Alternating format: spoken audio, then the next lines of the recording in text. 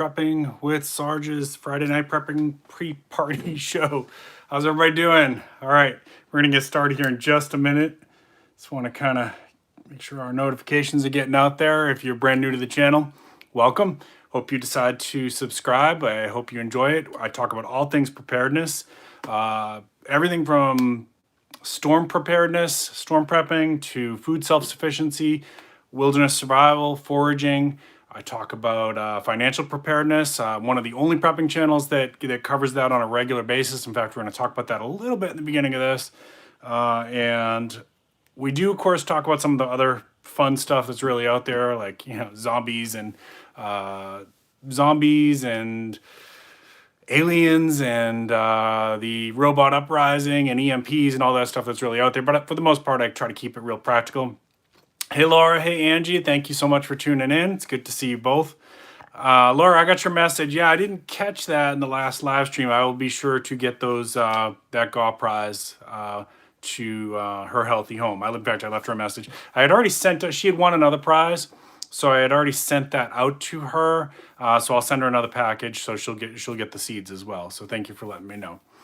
So let's go ahead and get things started a little bit here. For people brand new to the channel, I am not a sergeant. I'm not a military sergeant or police sergeant. It's just a nickname that I've had for a very long time. Pilgrim Radio, is good to see you, brother. How are you? There's a lot of stuff going on in the news today. A lot of stuff going on in the news this week.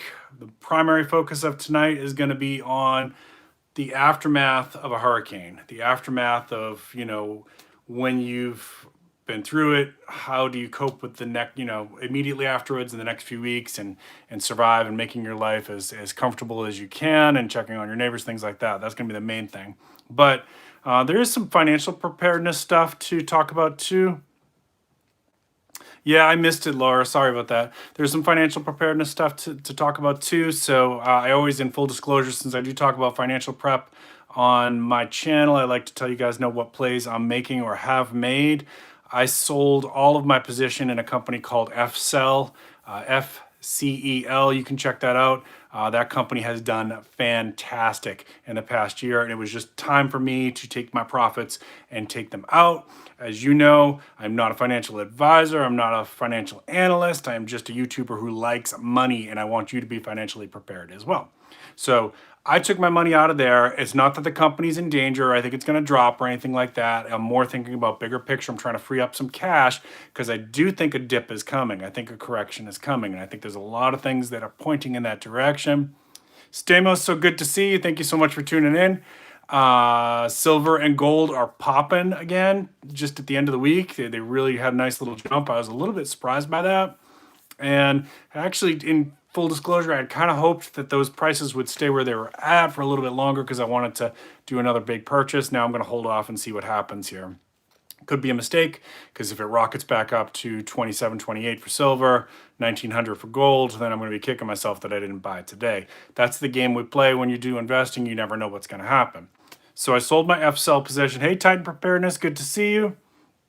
Laura, thank you so much. Yeah, if you enjoy my content, please give me a thumbs up. I really appreciate that. It helps us out in the algorithm. If you think of it, later on, drop a little comment like, thanks for the stream or whatever. And that also helps us out. It shows some engagement. But most of all, I appreciate y'all being here with me. I enjoy having this to do. I enjoy sharing this experience with you, and a lot of you are content creators, so it makes it a lot of fun. Hey, JH, thank you for joining in. Appreciate you. All right, so silver and gold popped a little bit. Whoa, cryptocurrencies popped big time again, especially Ethereum.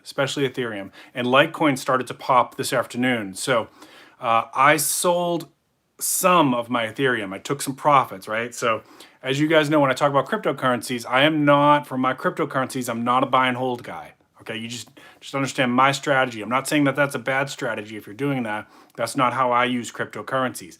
I buy them when they're low. I sell them when they're high. I use it to make me some. It's just another cash making side hustle, if you want to call it that. Okay, just another way to free up some cash. Sometimes I turn that cash into silver and gold.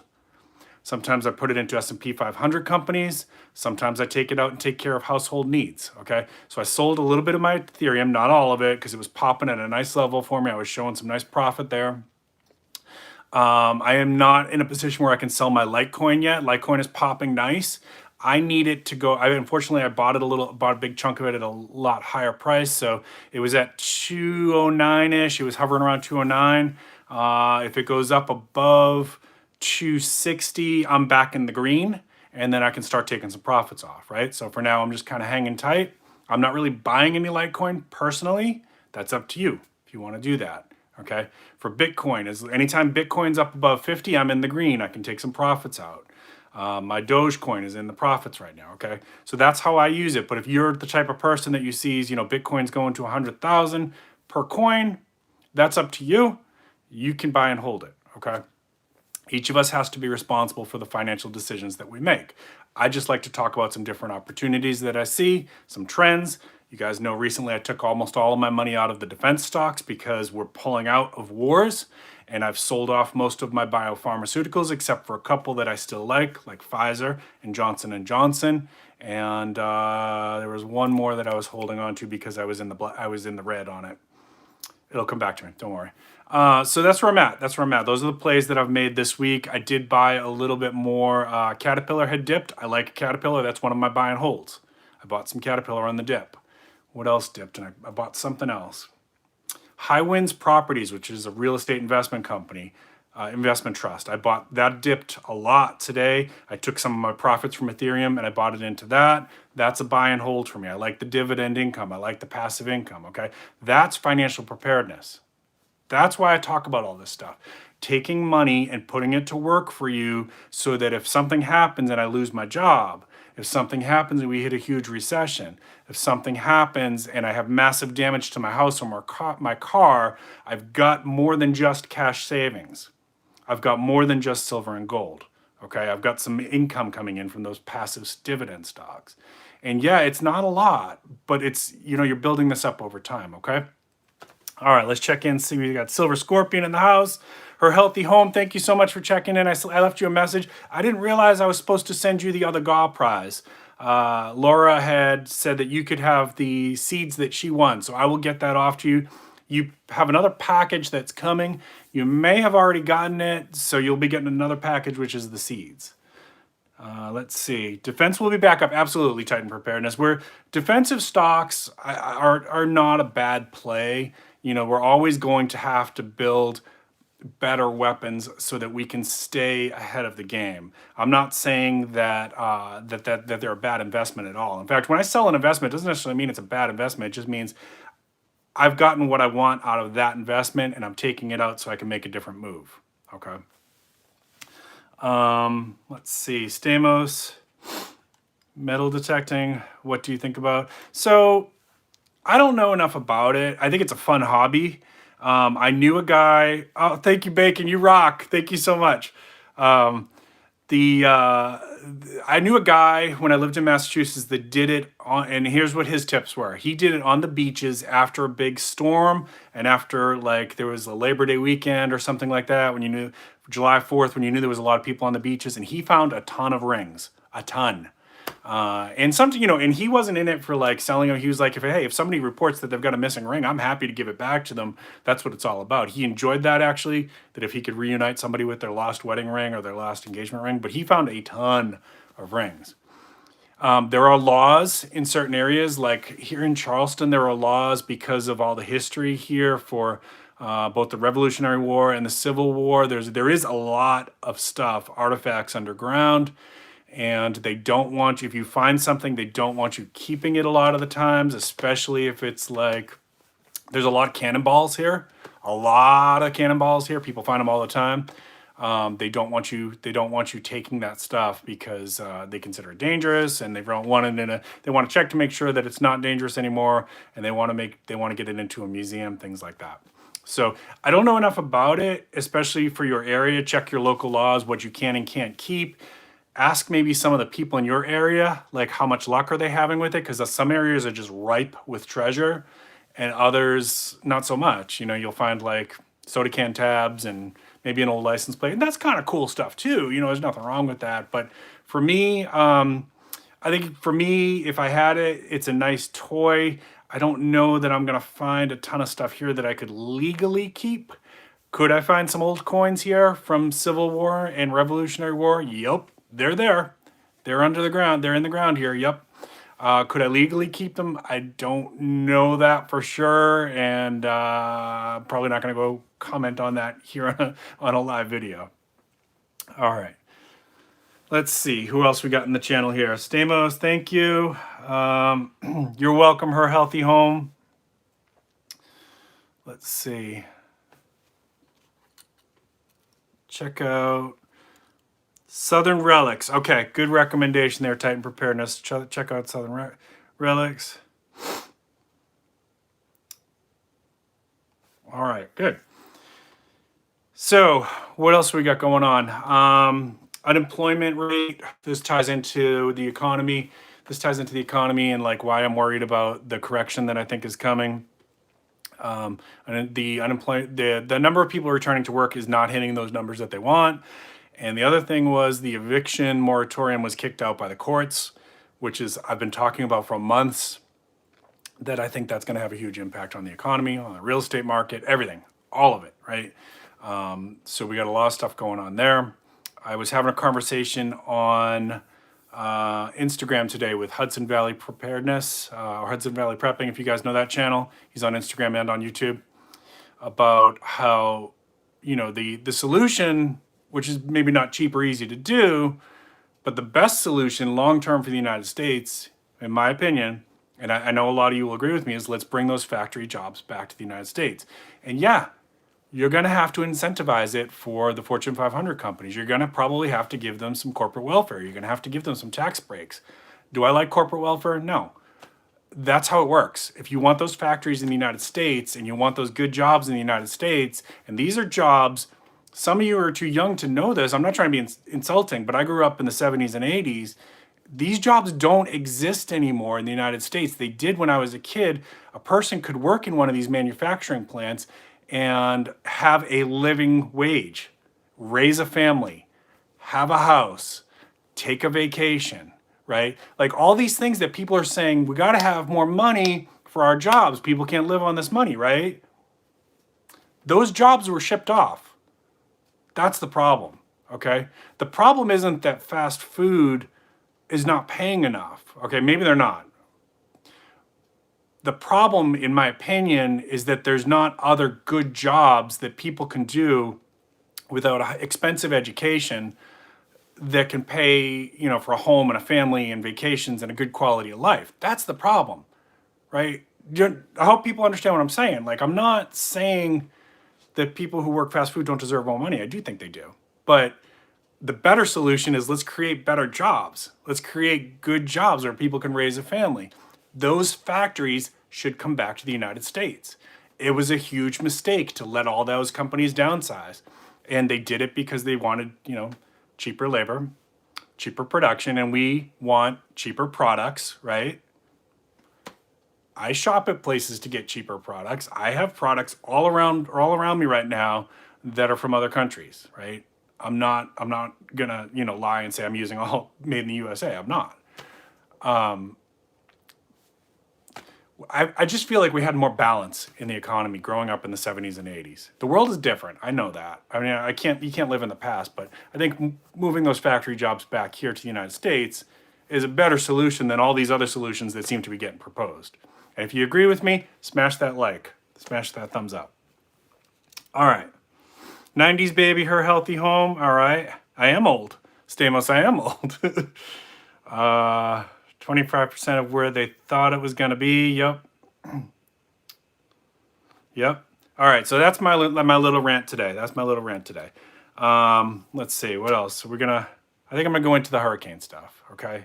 Anybody have any questions about that? Or does anybody want to get any dialogue going before we go into that hurricane stuff? I'll tell you, I'll give people a chance to comment on that.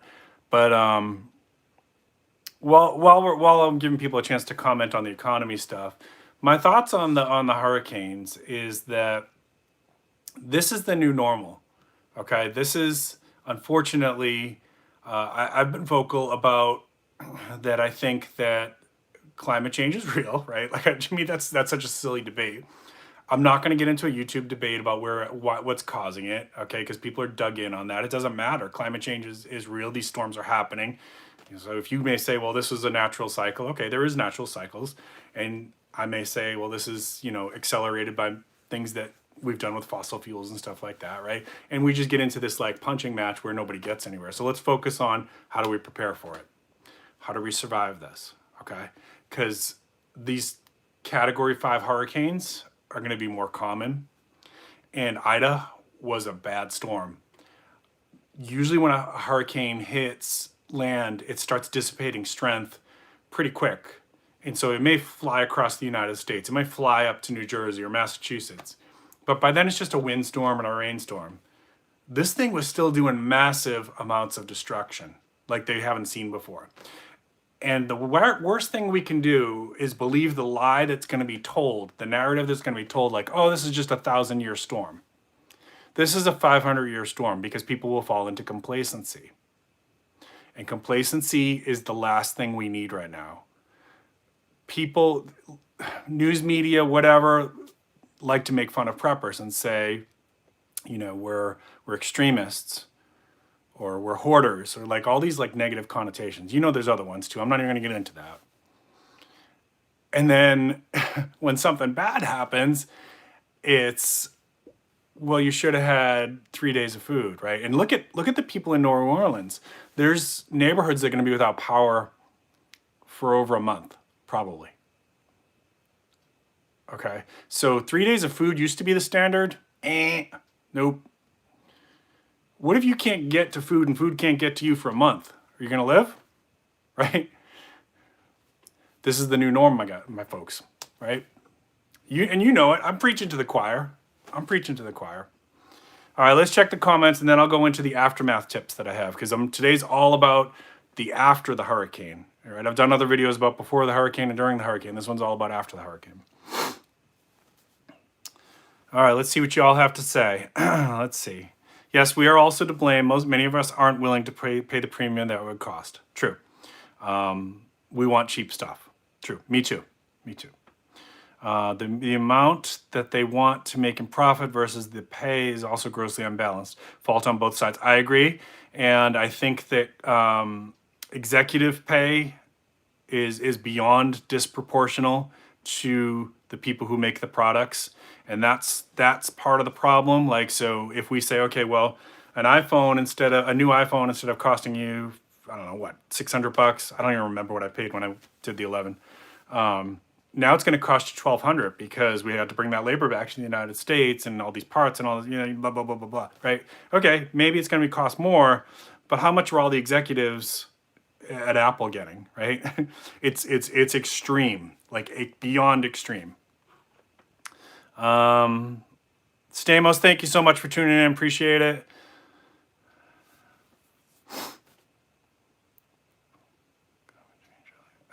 Bacon, I'm not sure. I saw. Try to use underground traces. Oh, okay. I gotcha. Yeah, and I don't get into that too much about like end times, things like that. You guys know I'm a person of faith. And I the only thing I can tell you is, as a person of faith, my belief is nobody but the Father knows the final hour. Okay. So I can remember just in my lifetime, numerous times where everybody was saying, this is it. This is the end time. This is, 1999, 2001, the Great Recession, like that's 3 times right off the bat. There's a lot of people out there who think they know when that's going to be. My personal belief is that nobody but the Father knows.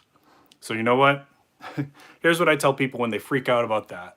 When they're like, all the signs, I say, okay, is your soul ready? Are you being a good person? Are you doing everything that you're supposed to be doing? Because if not, that's where your focus should be. If you are living the life that you're supposed to be living, if you're being good to people, if you're being kind, if you're doing things that you would consider within your faith, then there's really not a reason to fear those final hours when they come. That's how I look at it. All right, let's see what else. It was a huge storm. Chicken nuggets, if you're a diet that you stick to, please prepare You were giving out chicken nuggets. Was that for me, Her Healthy Home?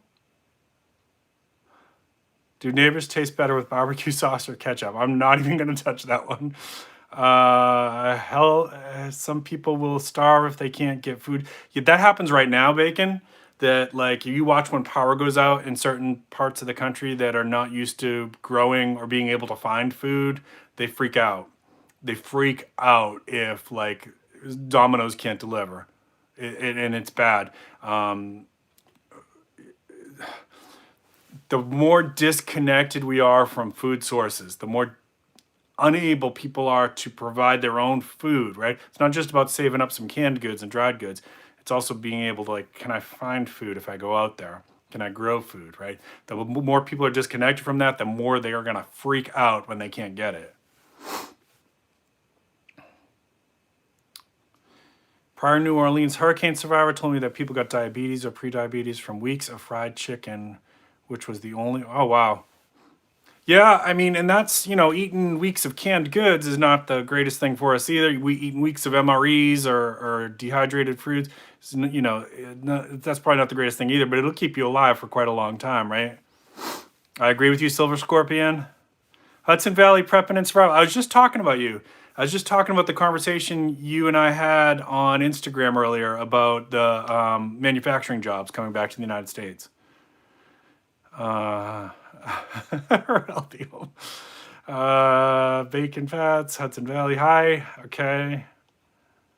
I have to.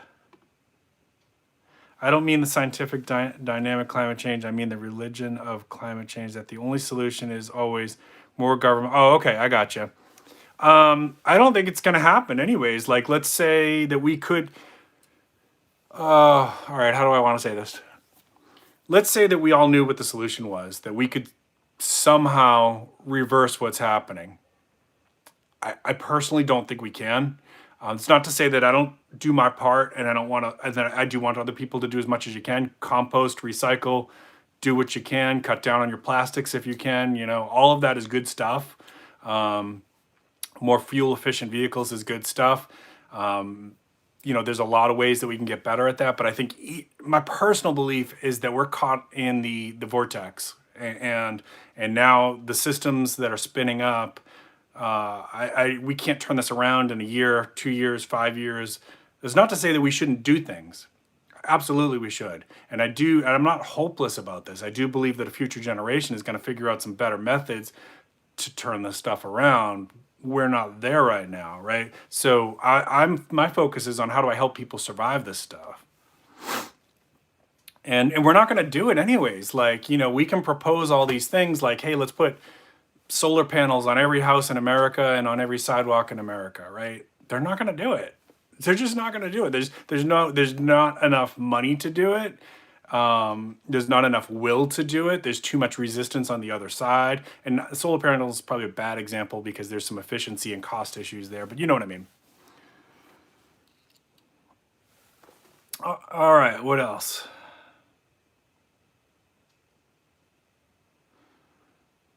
I'm not driving no electric car. You don't have to, Laura. You don't have to. I'm not driving an electric car right now. I've got a gasoline powered car. I'm not, you know, would I be open to personally having an electric or hybrid as part of one of our cars that we have in our household? I'm open to that.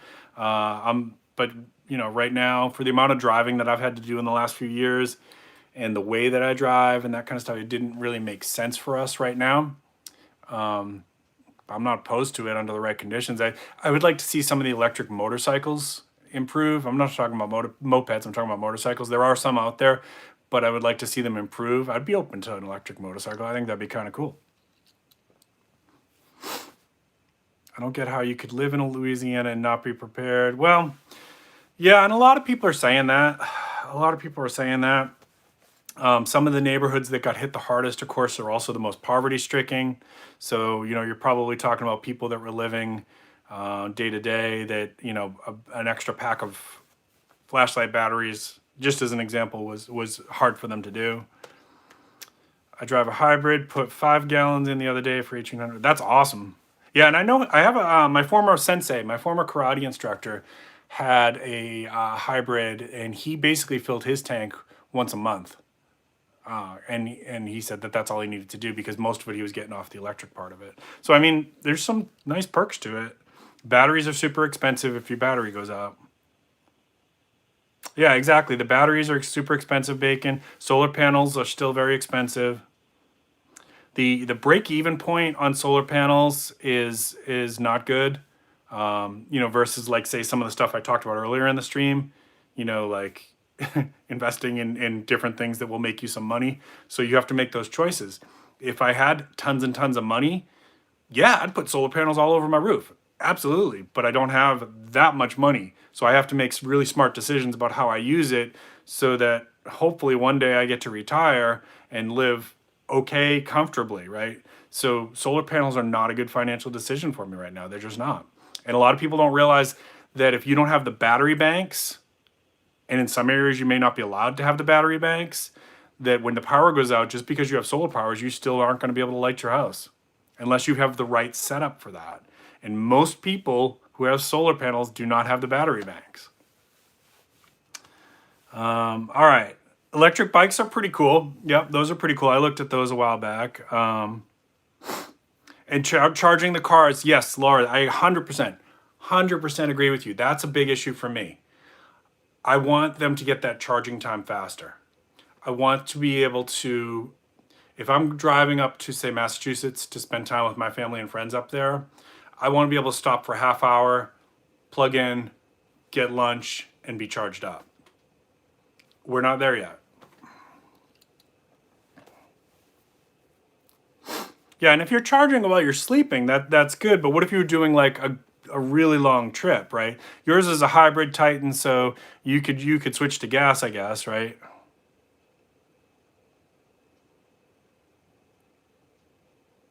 Short range, yeah, I think they do make yes. I think they make good sense for EV cars make good sense for short and medium range trips, which is what most people are doing. But if you're somebody who likes to road trip, there is a little bit of a problem there. All right, let's go on to, thank you for the comments, everybody. It's a good discussion. Let's go on to after a hurricane here. So these are some tips for what to do in the immediate aftermath of a hurricane. And this first part here is assuming that you have bugged in, that you stayed home, okay? Number one, I'm going to say don't drink the tap water after the hurricane has passed. Wait for confirmation from your area that the tap water is safe to drink. The reason I say that is because if power goes down, a lot of times the filtration system gets screwed up. It will run for a little while on generators, and then when it doesn't run anymore, most often the city will just shut the water down completely to avoid somebody drinking it and dying. But get confirmation. This is why I tell you to store up lots of water beforehand. And you don't have to buy bottled water. Just have good containers and store if your tap water is drinkable, store it up before the storm. Cover it up. It's good for at least a few days like that. If you've got a really good seal on it, it's good for much longer than that. When it is safe to do so, go outside, survey your home, look at your roof, then check your neighbors, your vulnerable neighbors especially. If you've got seniors living in your neighborhood, if you've got people with disabilities living in your neighborhood, see if they're safe. Triage the help that you are able to give to the extent that is safe to do so. Okay, so if somebody's got a tree limb on their house, it hasn't collapsed their roof, your house is fine, and you have the ability to do it, why not help them out, right? Check on your neighbors and see who needs this is why I keep a ton of flashlights. This is why we keep, extra food and stuff to help people out. So check on, did your neighbors prep? Do they have flashlights? Do they have, extra food? Like, what do they need? Just see what help to the extent in your neighborhood that you can. In the aftermath of the recovery of that, you can have a discussion with them and say, hey, next time, these are some really good flashlights. This was $10. It'll do you fine. It'll last you for the rest of your life. You're just going to periodically have to replace the batteries. Try to educate them a little bit for the next time. As you know, you may not be able to access 911 in the immediate aftermath. You may not be able to get somebody to the hospital if they're injured. So this is why it's a good idea to take some first aid classes to render the first aid that your training allows you to render, okay? If you notice downed power lines, avoid them. That should be a no-brainer, but people don't think about it. Avoid them. And here's what I'm going to say. If you have power to your cell phone, call it in. Don't assume. This is a huge mistake. Everybody assumes that like somebody else has called it in. Nope. Call it in. Even if you think somebody else has called it in, call it in. Okay. And it'll most of the time, most places in the United States, it'll say, yep, we're aware of the outage in your area. You're on the list. If you have, we keep some stuff around so we can block off an area. So if, for example, we have power lines right near our house, and yes, they have gotten taken out, and so we'll block off the street with yellow tape and just try to redirect the traffic. You can't legally block it, but if there's another way around, you can direct them another way around. Like, hey, this street will bring you around to the other side. There's power lines down there. We just don't want you to get hurt, you know.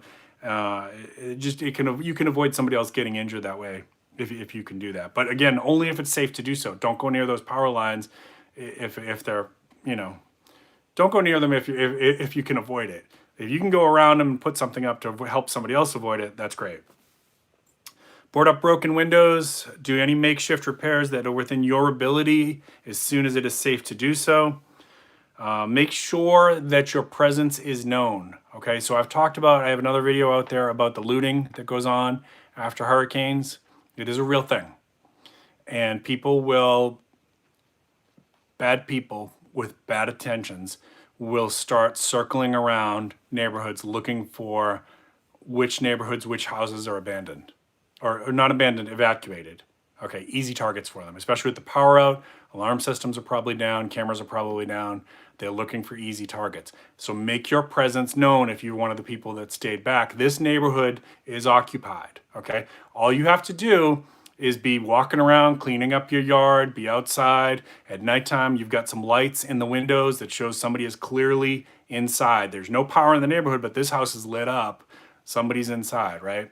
And this is where I also will have good communications with my neighbors. There's some officers that live in my neighborhood, and there's some older hunters and things like that. We're just talking to each other, just saying, hey, this is what I saw today. There was a, black SUV doing a slow roll around the neighborhood, just kind of seemed to be acting kind of suspicious. I'll keep my eyes out. I'm going to be up all night. I'll check in with you in the morning. Tell me if you see anything. Keep those comms open. Talk to each other. If you have to run shifts. But yes, looting is real, and the police are going to be. They're going to do their best. They're going to do their best to protect your neighborhoods, but they're going to be extremely busy too. So, so make your presence known. If gas leak is suspected, you're going to have to get out. Boom. You don't want that. You're going to have to get out. You're going to have to get away from the area. Be aware that transformers can explode long after the storm is over. Okay? Have seen this, and it is loud. And we had one explode right outside our house, and I swear it felt like the house shook. It is a boom, right? Rattle your windows. And what happens is either as the power is down in certain areas or coming back on in certain areas, it's stressing those out, the transformers, and sometimes they can handle the load, sometimes they can't. When they can't, it is a big boom. Create a list and take pictures. I see your comments, guys. I'm going to get to you in just 1 second. Create a list, take pictures of property damage before you move or cut down, or before you move tree limbs or cut down tree limbs or do major repairs. Take a lot of pictures. You're going to need that for the insurance company. If you're using up your supplies, which you probably will be, your battery power, your battery banks, be thinking about how are you going to recharge and resupply. Is the corner store open? Did you save some cash, some emergency cash and small bills? Resupply as soon as you can, because that stuff's other people are going for it too. So resupply your water, your batteries, candles, whatever you need. Think about how you're going to charge up those electronics again. If your battery banks are going low, how are you going to charge up your battery banks? Do you have solar ability to do that? Little panels. Do you have a generator, right? Do you and if you have a generator, by the way, maybe that's something else you can say, hey, neighbor, do you want to come over and charge your phone? I'm going to be running the generator later today. You know, when you hear it, just bring your phone over. You can charge it up. I'll have an outlet plugged in outside. Just go and plug it in for an hour or whatever you need to do. That's a nice way that you can help your neighbors. Start using up foods that are going to expire, especially like your meats and stuff like that. Try to conserve how often you open your fridge, because if power comes back on within 24 hours, you might not have to throw everything away. But start using that stuff up, because there's a pretty good chance you're going to have to throw everything away. Throw a big barbecue for the neighborhood. Everybody's going to be outside working, cleaning up their houses and cutting up tree limbs and everything else. Everyone's going to be hungry. Throw a big barbecue. Invite your neighbors over. You're probably going to end up having to throw stuff away anyway, so you might as well cook it up. Cycle, if you're running a generator, cycle the generator. You don't have to run it nonstop. Cycle it to get your fridge and your freezer cold, and then shut it off, because there could be a gasoline shortage, and it might be a long time before you can resupply your gasoline. All right, I have 2 more sections on here. Let me check some of your comments. Let's see.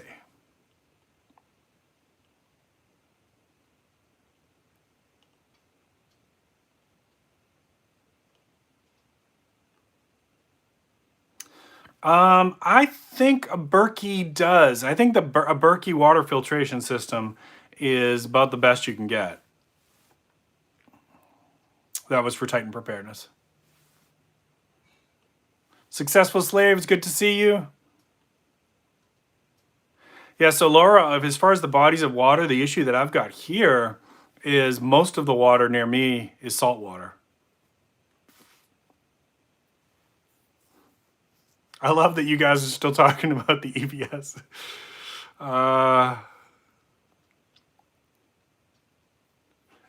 I don't know if you can put that sign up, Bacon, but you do you. Yeah, Successful Slave. When those transformers blow, it is an impressive fireworks sight. Do you have a portable power station? So funny you should ask, Titan Preparedness. I actually have a review coming on one. A company contacted me and they want me to do a review.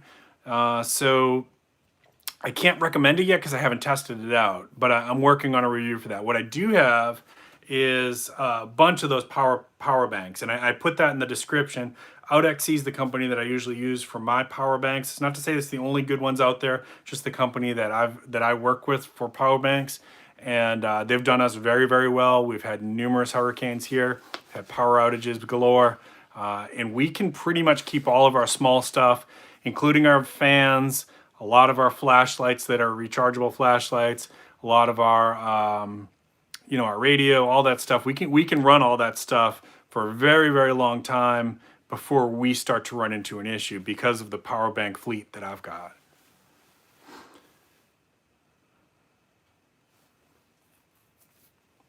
Yeah, and that's what it sounds like, Bacon. You're right.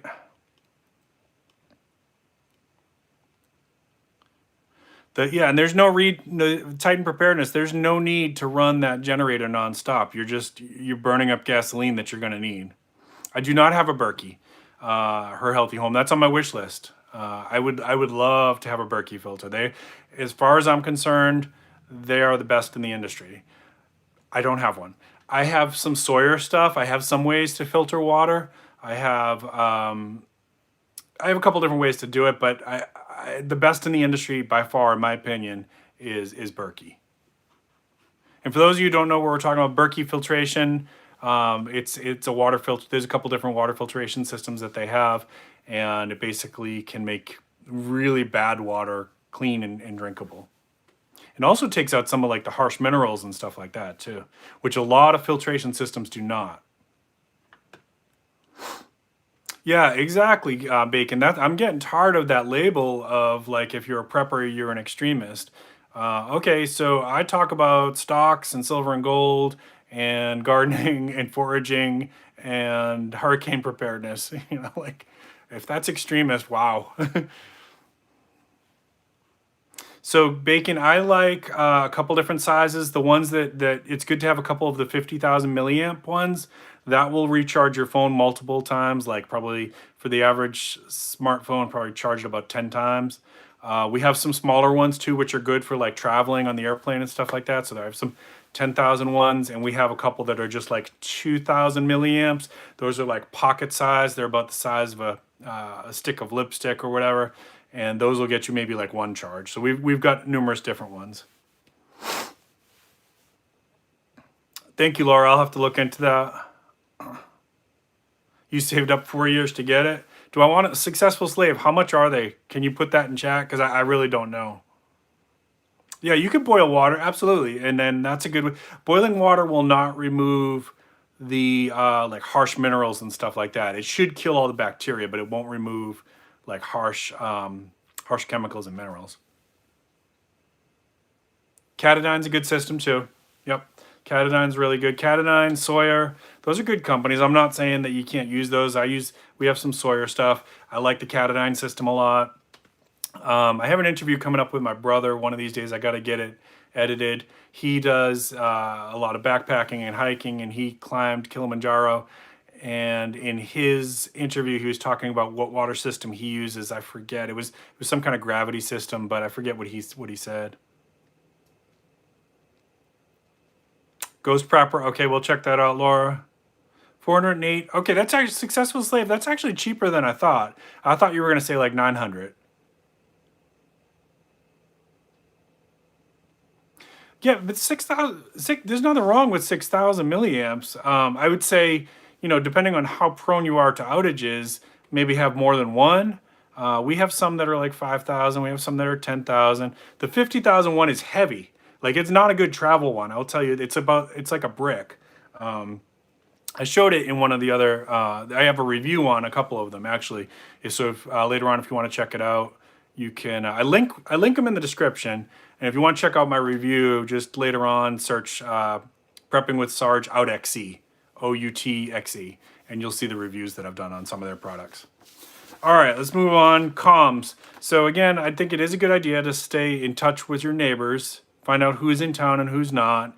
The ones who are not in town, it's a good idea to be a good neighbor and say, okay, I'll keep an eye on your property to the best of my ability.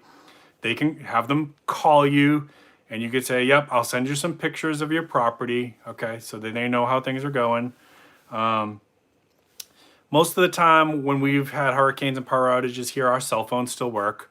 And this is why it might be, if you can afford it, it's a good idea to have unlimited data, because we're running our news broadcasts off of our cell phone and stuff like that. So we're watching like the weather reports and the emergency updates and stuff like that off of our cell phone, and that uses a ton of data. Some cities and some carriers will lift limits in the aftermath of a storm. So they'll, let's say that you have, I don't know, whatever it is, whatever your data limit is, and then AT&T says, for the duration of the recovery of the storm, everybody's got unlimited data. So a lot of places will do that. But it's also powerful. It's also possible that your cell phone towers could go down, which happened in New Orleans with Ida. A lot of cell phone towers went down. So if that's your only line of communication, you're not going to be able to find out what's going on. Things like, how long power is expected to be out. Is the water drinkable? What areas are safe to pass through? Is there looting in your area? Like, there's a lot of information you need to know. So your backup to that should be a battery-powered radio. It can be a small one. You just need to be able to get your local stations. Backup to that would be like Baofangs and ham radio and things like that. So just real quick on that stuff. There is a learning curve to that stuff. You cannot broadcast over those airwaves without a license unless it's an emergency, okay? So you can listen. And I have Baofangs. I do not have my license, so I can listen. I can't broadcast. An emergency is not, there's a big tree limb in my driveway and I can't get out. They know how, they can locate you if you broadcast over those, and you can get a huge fine. That is not an emergency. An emergency may be, hey, there's a giant tree blocking my driveway and my grandpa's having a heart attack. And I have no other way to communicate to 911. That's an emergency. Hey, my neighbor's house is on fire and our cell phone towers are down. That's an emergency, okay? So if you use that and you don't have a license under emergency circumstances, you should be okay. Just need to know that if it's not a genuine emergency and you're broadcasting without a license, you could get a massive fine. And yes, they can locate you. CB radios is another, I don't know enough about CB radios to talk about that, but that is another good option. All right, thank you, Successful Slave. Appreciate you. If you're within a couple miles and communicating with neighbors, yeah, the two-way radios, good idea, good idea. We used to use those when I had my farm in Kentucky. I never replaced mine after we moved. Something happened with them. They just stopped working. It was really weird. Crank radio is a really good idea so that you're never going to run out of power on that thing. Okay, good. Yeah, CB radio is a good suggestion. I like that. And do you have to have a license to transmit on CB? Because I don't know enough about it. You guys can tell me.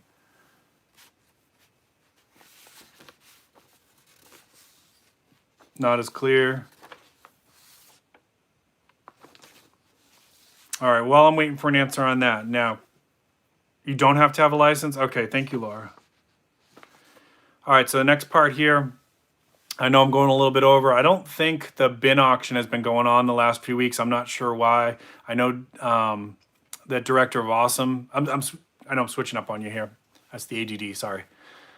There's a show that usually follows me called the Merchant Metals Bin Auction. Now, director of Awesome he lives in New Orleans, and I know they took some tree damage near their property and on their house. He's okay, family's okay, but I don't think they're running the bin auction here for a couple weeks. Thank you, Bullion Addict, appreciate it. Okay, so if you evacuated, now here's your response can be a little bit different. If you evacuated, try to reach someone near you. There's got to be a neighbor that stayed. Even when they do these so-called mandatory evacuations, somebody always stays back. I promise you. So there are people who will not leave. Try to reach somebody who lives near you. Ask them how bad your neighborhood was hit. If they have a visual on your property, ask them to send you pictures, especially before people start cleaning up. Okay, so what I mean by that is like, well, who's going to clean up?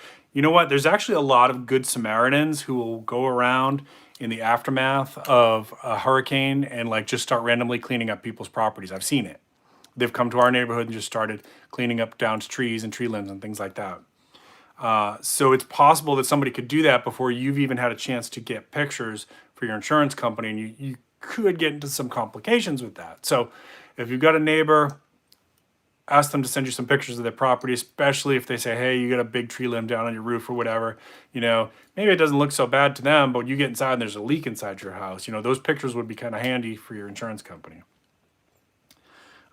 Make sure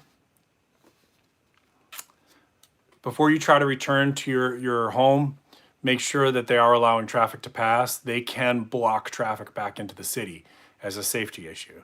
That does happen. So that's why you're gonna have to do your research before you get back in the car and try to return home.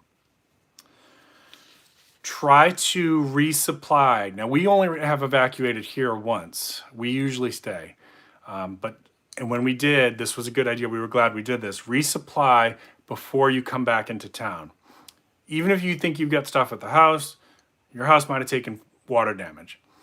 Or maybe you don't need that stuff, but now you can help somebody else who's been living there, who stayed back, they've been using their supplies, and now they're in need of a resupply. So what do I mean by this? Gas, batteries, maybe candles, water, clean drinking water, shelf-stable food, right? And of all of those, I'm going to tell you based on experience, the gasoline is probably the one that's going to be needed the most, okay? And the closer you get back to the area that's been damaged, the harder it is going to be to find these supplies. So resupply before you get home. It's a good idea if you evacuated. No, it's mandatory based on Sarge's recommendations that if you evacuate, put some empty gas cans or full, if you can safely transport it in your vehicle, okay? And on your way out of the evacuation, you may also find it difficult to find fuel. And you may have to travel a really long way to get away from the storm. So gas cans in the vehicle, okay? If you can't safely transport in your vehicle with them full, then at least carry empty ones. Fill up your car before you come back at minimum. If you can bring back gasoline, you can probably help out neighbors. And again, if they don't need it, just keep it for yourself, because it may be a long time before gasoline gets resupplied to that area. And I bet you that the people in New Orleans are already feeling that in some areas, and in other areas are going to be feeling that very, very soon. All right, last part here. Before I go into the last part, let's check our comments here. We got anything new? Call a trucker. CB has more range. Okay, cool. Don't need a license. Okay, cool. Gas would make an excellent trade or barter item. Absolutely. How about this? You know, like, you may need to help your neighbor. You may need your neighbor's help getting a tree limb off your property. You know, that gasoline can help run some chainsaws. Again, having some cash. There will be, in my experience, there's going to be some random people that you've never seen before that are coming around neighborhoods trying to help, okay? We'll call them good Samaritans. Hey, you know what? It's not a bad idea to throw them $50 if they cleared a tree off your property. If you can throw them $100, a little bit of cash on hand will go a long way in these situations. Now, I'm not going to tell you to do this, but I've heard of people. How do I want to say this? I don't want to get people in trouble. I have heard that certain bartering items, a bottle of really nice scotch, an envelope with $200 in cash, has helped people get help faster in certain circumstances. And that's all I'm going to say. And you can use your imagination for that, okay?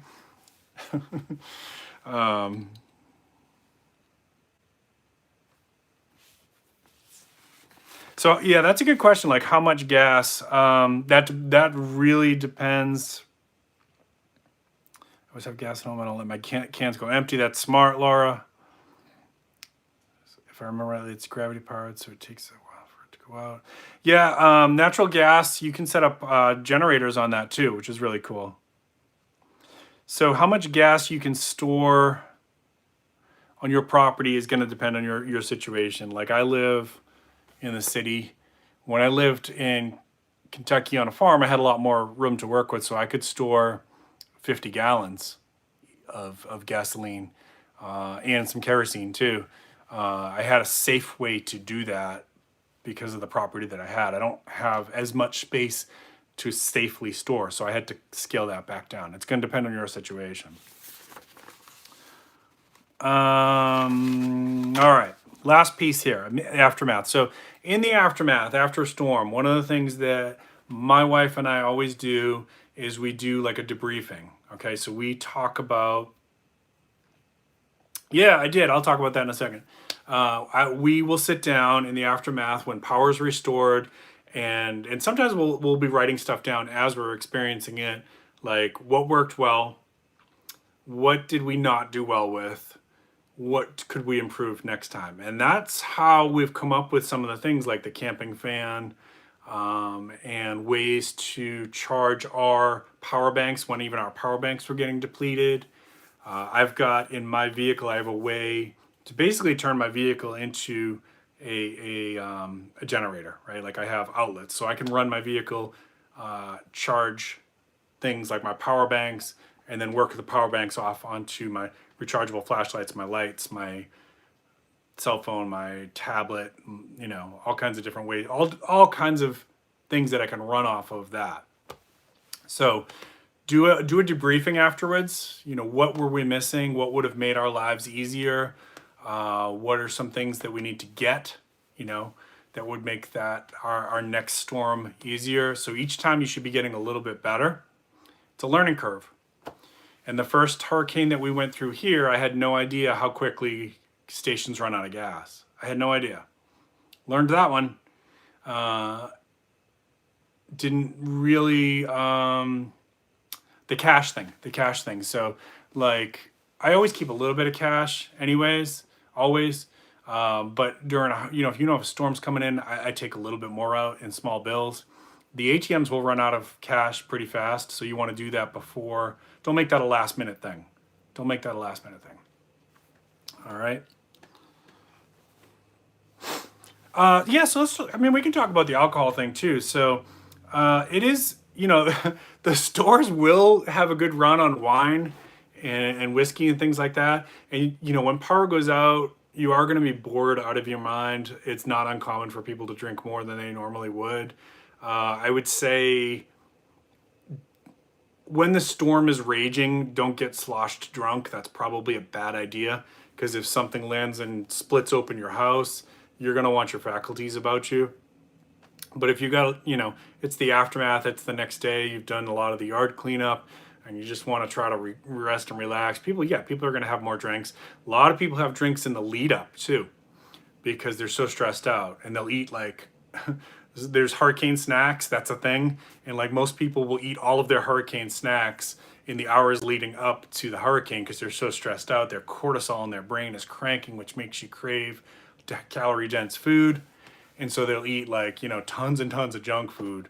So I will say, whatever you think you want for comfort food, buy like quadruple what you think you need, because you will go through it and then some. Let's see, what else? Stuart, good to see you. Happy Friday. Oh, check your insurance before storm season. Do you have good flood insurance? Do you have good wind insurance? A lot of people, unfortunately, in the Northeast are probably thinking insurance is going to bail them out of this damage that's happened. And I bet you a lot of them did not have flood insurance because they weren't in a flood-prone zone. Guess what? This is the new normal. Probably everywhere in the United States is prone to, not everywhere, but a lot of places are prone to fires, wildfires, and floods that never were before. Check your insurance now, folks. Check your insurance now. Add flood insurance, add wind insurance. If there's such a thing as wildfire insurance, get that. Whatever you think you might need to deal with. And at the aftermath, when you're sitting down, you're doing the debriefing, maybe have that conversation again, like, hey, this storm was worse than we thought. Maybe we need to add more of our insurance, okay? That's right, Bacon. That's right. Challenge accepted. I have an entire power array in my vehicle along with a power inverter. Yep, yeah, so those inverters are pretty cool. And when I used to play airsoft, a lot of people would use the inverters to charge up the airsoft batteries, the lipos, and off their car engines. They actually work pretty good.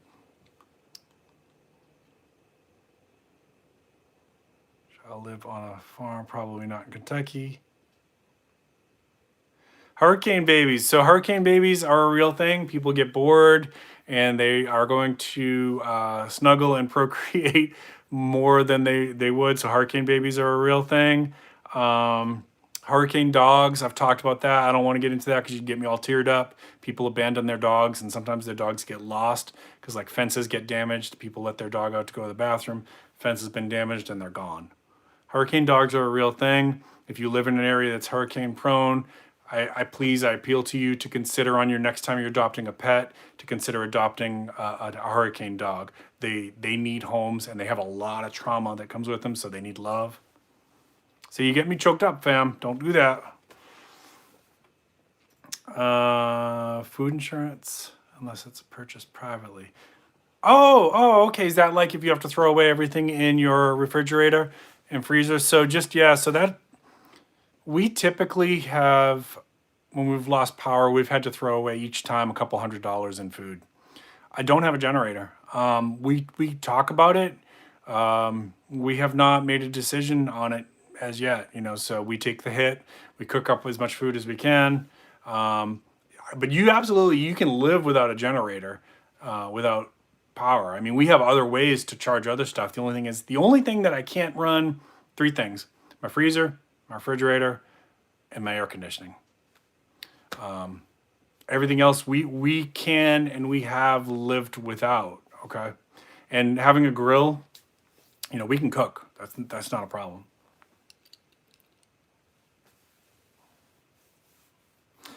Oh, bacon, man. The people who do that make me so mad. Don't get me started, man.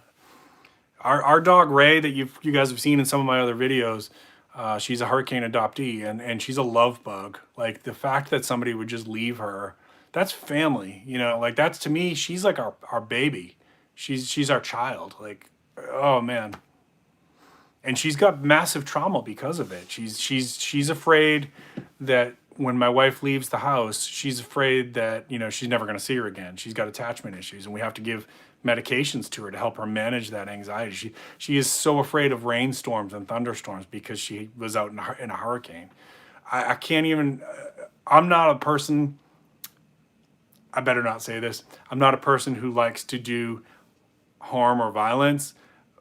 But the thought that somebody would abuse an animal makes me really, really mad. Like, it puts me into a bad place where I don't like to go. Yeah, and in a long-term situation, that's her healthy home. In a long-term situation, some people have talked about that. Like, they generate, some of the newer ones, there are ones that generate less noise. But when one of the neighbors is running a generator, you can hear that for at least a mile away, at least. If there's no power, that sound will carry. But so does our lights. Like, we run a lot of lights when we lost power because I have the capability to do so.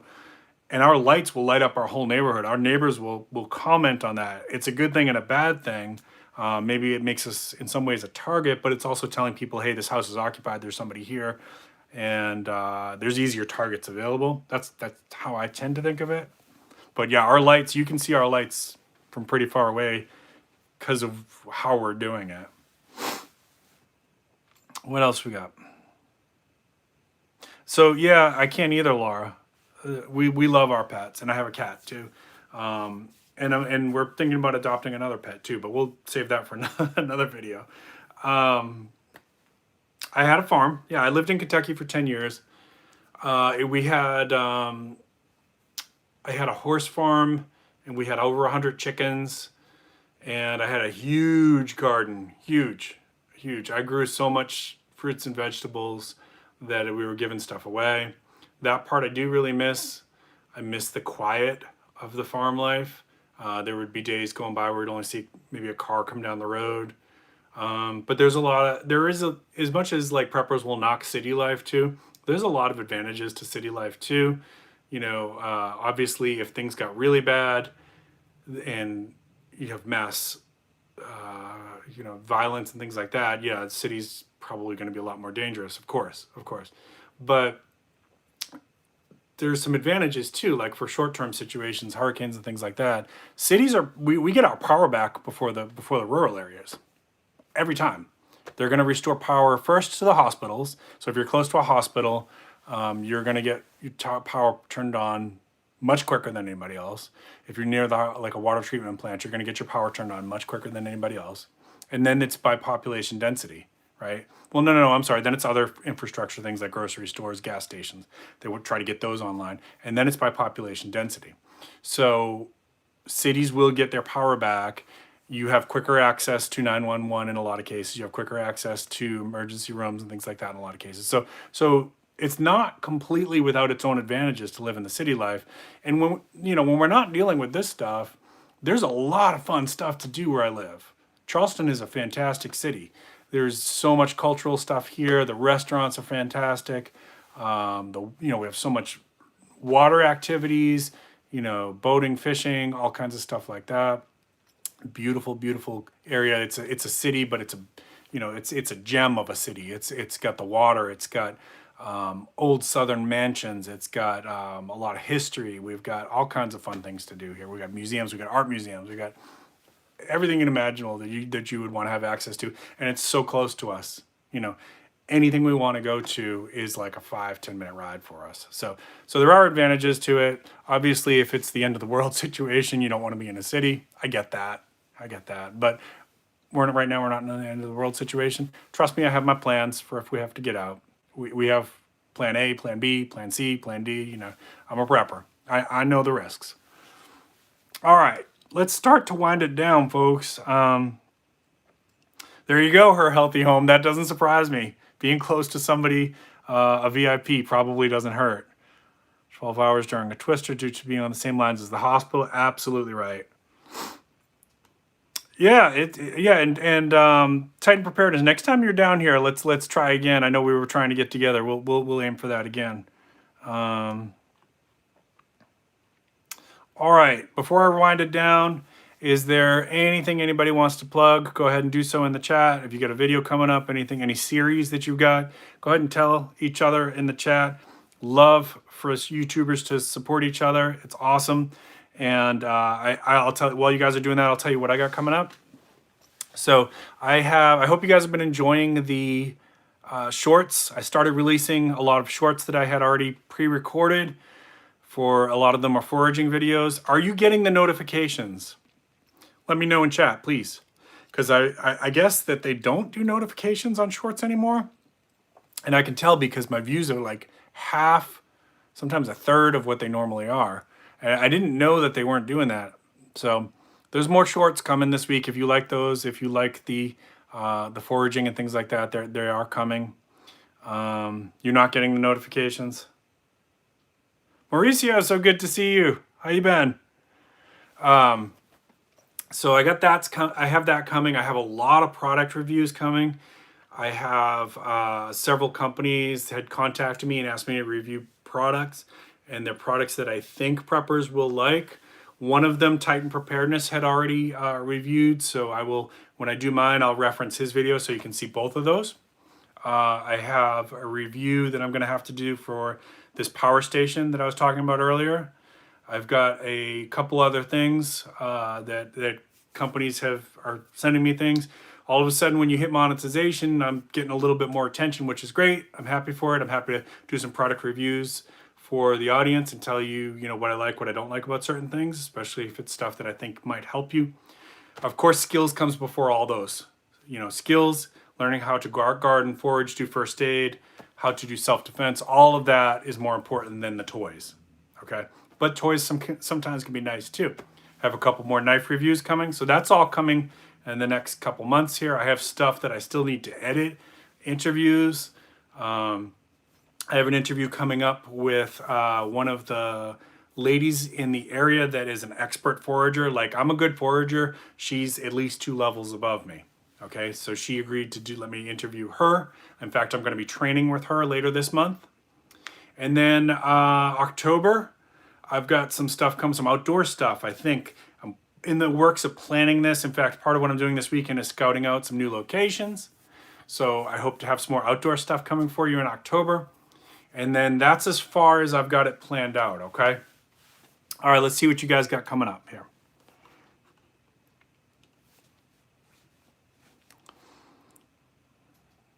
No to notifications. Okay, well, that explains a lot. Okay, so her healthy home has a natural first aid video coming out. Check that out, y'all. Bacon's live streams are a blast. He's going on 10:30 tonight. Awesome. I will try to get over for that. Let's see. Titan Preparedness, I'm following you, but I don't see any notifications for your videos. All right. All right, yeah, please check each other's channels out, y'all. This is an awesome community. I appreciate you all so much. Thank you for sharing part of your Friday night with me. I hope everybody has good plans. I hope you're getting an extra day off for Labor Day. You deserve it. I hope you're enjoying your family. So many people around the country right now are without power. A lot of people lost their homes. A lot of people don't know what tomorrow's going to bring for them. So my prayers go out to everybody that was affected by Ida. Terrible, terrible, terrible thing. Thank you so much, everybody, for being here. And if you're doing okay, hug your loved ones, tell them you love them, and keep planting your seeds, keep stacking your silver. I will see you next time. This is Prepping with Sarge.